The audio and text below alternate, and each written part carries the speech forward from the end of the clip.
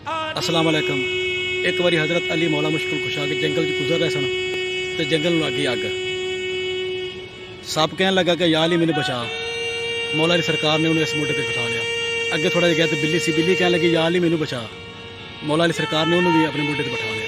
जो जंगल तो बाहर गुजरे ना तो सप को कहने लगे मौला की सरकार के उतर जा। सप कहता जी मेरी तो आदत है, मेरी फितरत डंग मारना, मैं नहीं उतरना। कि सप्पां दे पुत मित नहीं बनते, चुलियां दुध पियाइए। सप कहने लगा जी मेरी फितरत डंग मारना।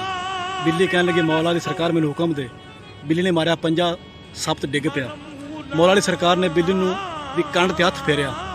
बिल्ली अज भी 7 मंजिला मकान तो या 7 मंजिला बिल्डिंग तो डिग पवे ना, बिल्ली की कंड थले कदी नहीं लगी, क्योंकि मौला अली मुश्किल कुशा दा कंड ते हथ लगा सी। अस्सलाम वालेकुम जी।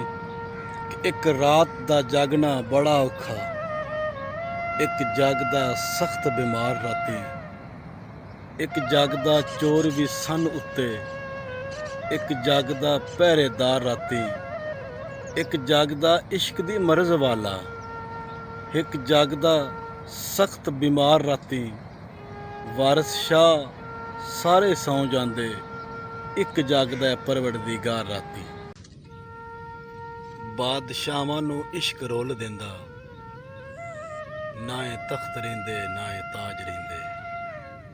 जेड़ा फुल खिड़दा आखर सुख जांदा, सदा हुसन दे कदे नहीं राज रहिंदे। रोगी इश्क दे कदे नहीं ठीक होंदे, रोगी इश्क दे कदे नहीं ठीक होंदे।